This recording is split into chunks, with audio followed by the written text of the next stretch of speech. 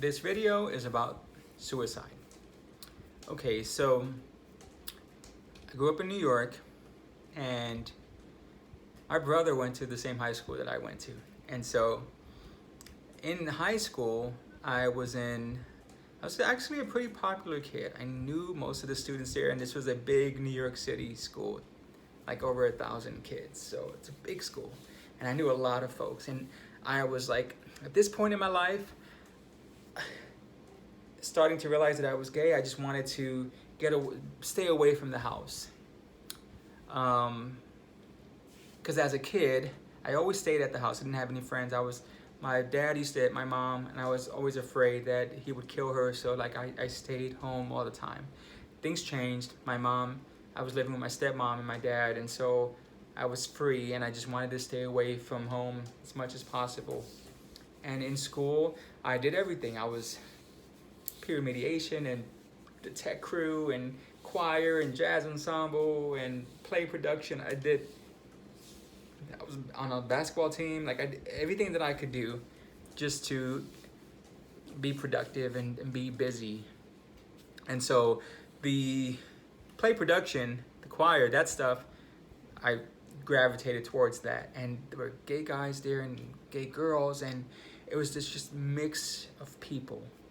And that's when I had the moment like, oh my God, one of these days I'm gonna be able to leave my household. And it's not even about my parents. It was just like, and I can be who I want to be.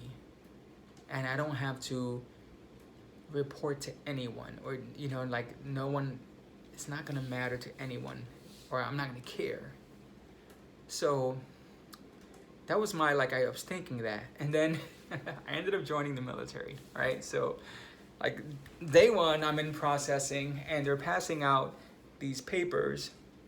I'm in the front row, so I grab the paper and I start reading it right away. And it mentioned something about being gay and,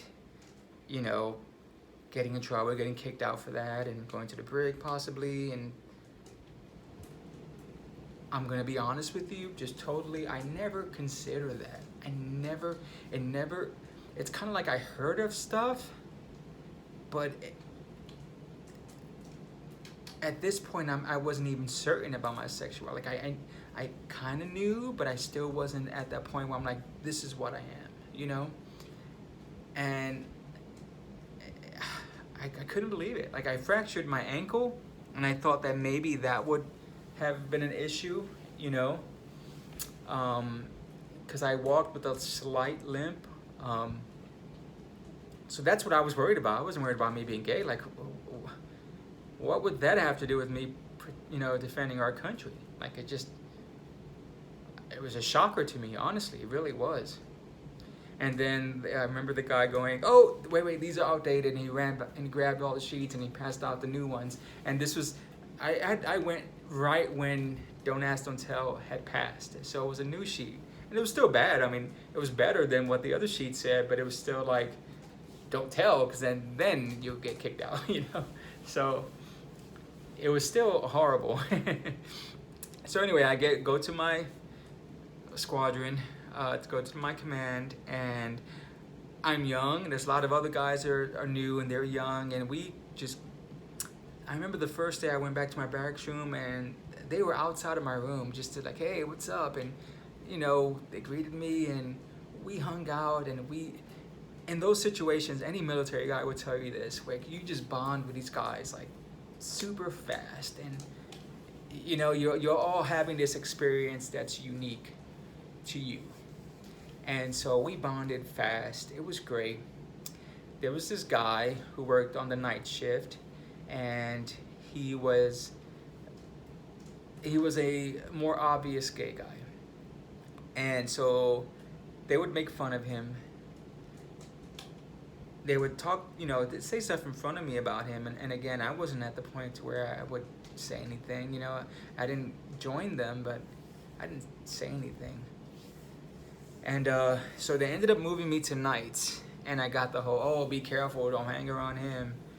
But we both worked office. We both had office positions. He was in office next to mine. So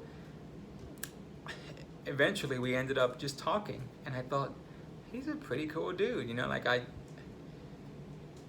it's just because he's gay, like no one would talk to him. He didn't really have any close friends. And I started talking to him. I'm like, whatever.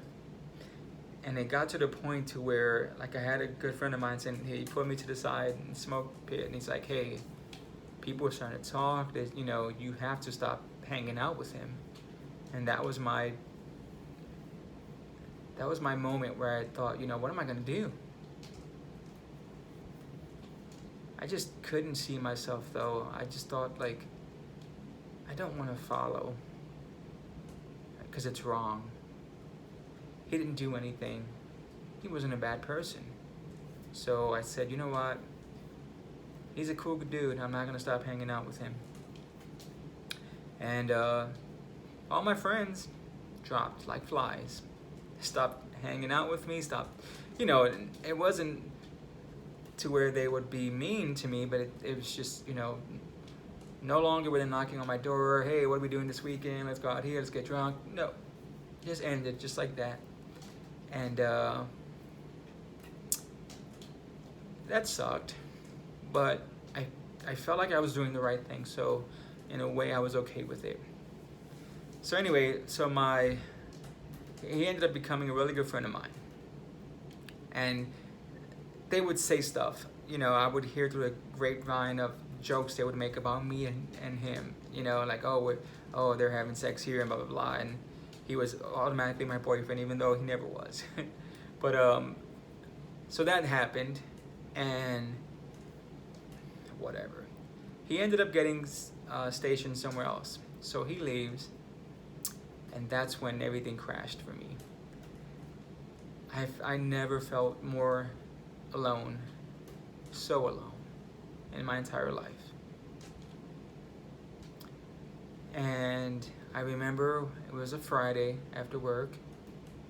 I went to the store and I bought a whole bunch of different bottles of pills, whatever I could find. So there was like diet pills and aspirin and whatever I could find. I just grabbed a whole bunch of stuff.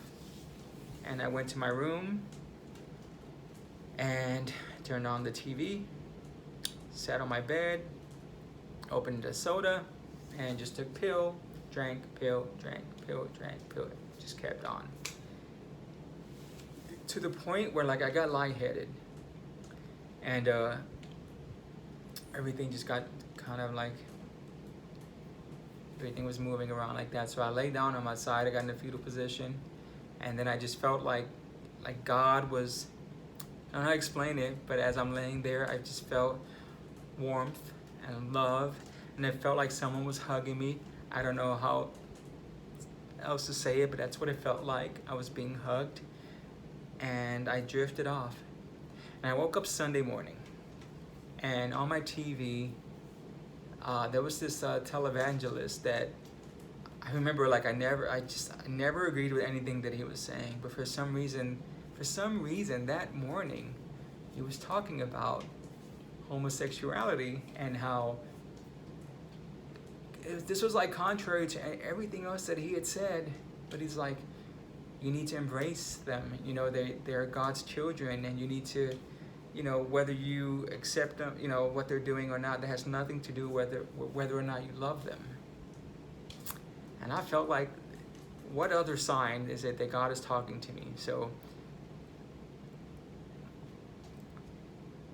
that changed my life. I've never tried to, I still have depression, anxiety. I have all that stuff still going on, but I never felt that need again to end my life. So my message to you out there is that, again, I was 19, I think, when this happened. I'm 43 now. I'm so glad that I was unsuccessful. I'm so glad. Even with, all of these videos I'm talking about depression, anxiety, and PTSD.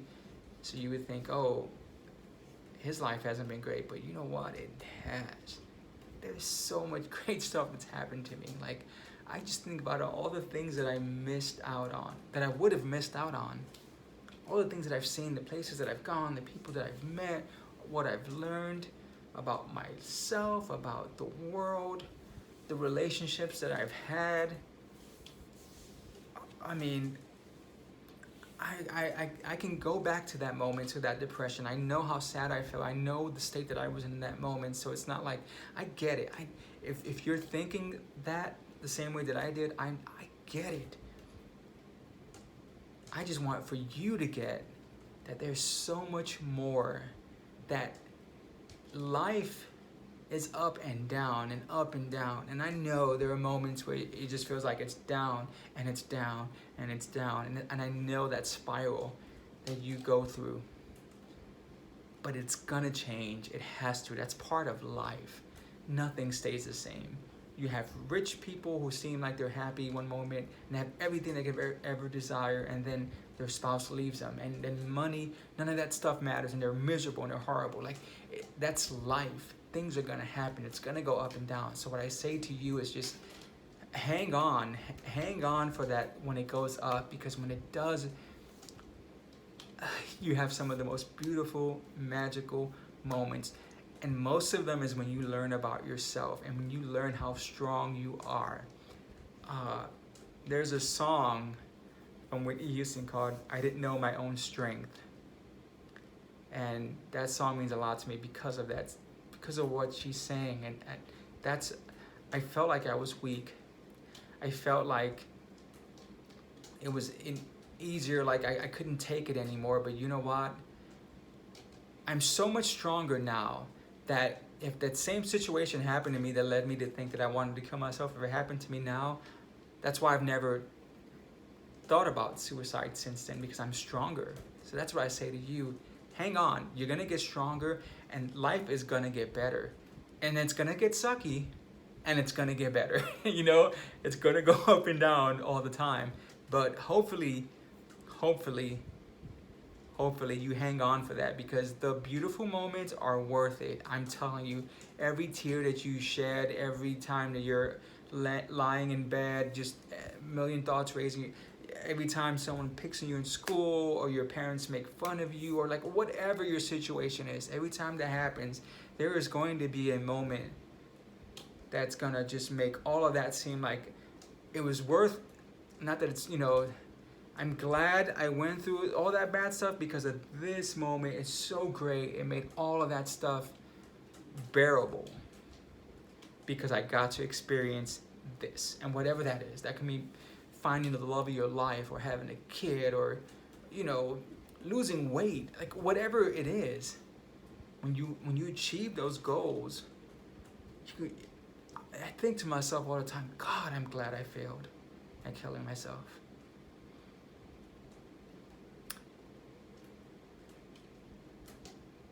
I'm gonna leave it there. I'll just say this. You have to learn to love yourself. You have to know that you're good enough. All of these videos, I don't think I've ever said what I think now, what's helped me through all those different situations. And it's like, I know now that I have to love myself, that I have to say to myself, I am enough, because I am. You are. And even on a human to human, over the internet level, I love you. So I hope you like and subscribe, but more importantly, comment. Tell me about your situation. Tell me what you think about my situation. If you need any more details, whatever it is, let me know. Bye.